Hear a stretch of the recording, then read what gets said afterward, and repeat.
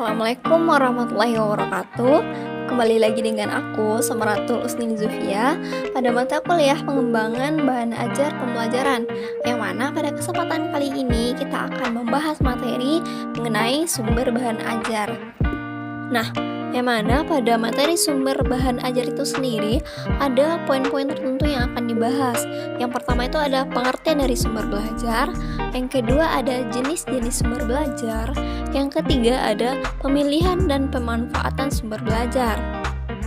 Nah, pembahasan yang pertama yaitu pengertian dari sumber belajar, yang mana secara umum sumber belajar merupakan istilah yang menggambarkan tentang segala sesuatu yang dapat dipergunakan dalam kegiatan belajar peserta didik atau dalam kegiatan belajar dan pembelajaran di lingkungan pendidikan, pelatihan, industri, dan latar non-formal lainnya. Sumber belajar adalah segala sesuatu atau daya yang dapat dimanfaatkan oleh pembelajar dan pembelajar, baik itu secara terpisah maupun dalam bentuk gabungan, yang mana digunakan untuk kepentingan belajar mengajar dengan tujuan meningkatkan efektivitas dan efisiensi tujuan pembelajaran. Adapun sumber-sumber belajar itu meliputi ada pesan, orang, bahan, alat, teknik, dan latar. Bagian kedua yaitu ada jenis-jenis sumber belajar.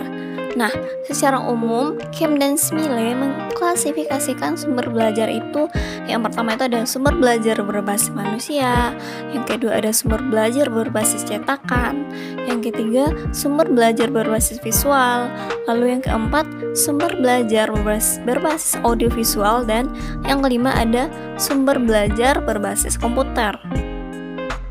Nah, ada pun sumber belajar lainnya. Yang pertama itu ada buku teks, lembar kerja siswa, bahan-bahan yang berupa software, berbagai macam bahan bacaan cetak maupun non-cetak, ada video, rekaman audio, komputer, televisi, atlas, dan lain sebagainya yang dapat dijadikan sebagai acuan bahan ajar itu sendiri. Selanjutnya, yaitu yang ketiga adalah pemilihan dari sumber belajar.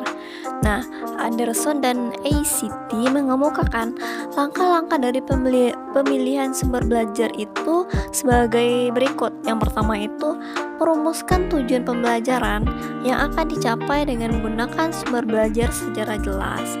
Lalu yang kedua, menentukan isi pesan yang diperlukan untuk mencapai tujuan. Yang ketiga, mencari bahan pembelajaran yang memuat isi pesan. Lalu yang keempat, menentukan apakah perlu digunakan sumber belajar seperti dosen, pakar atau ilmuwan, tokoh masyarakat, tokoh agama, pustakawan, dan lain sebagainya. Yang kelima ada menentukan apakah perlu menggunakan peralatan untuk mentransmisikan isi pesan itu sendiri. Lalu yang keenam, pemilihan peralatan yang sesuai dengan kebutuhan untuk mentransmisikan isi pesan. Yang ketujuh, menentukan teknik penyajian pesan. Yang kedelapan, menentukan latar atau setting tempat berlangsungnya kegiatan penggunaan sumber belajar. Lalu yang kesembilan ada menggunakan sumber belajar yang telah dipilih atau ditentukan dengan efektif dan efisien. Lalu yang ke-10 ada mengadakan penilaian terhadap sumber belajar.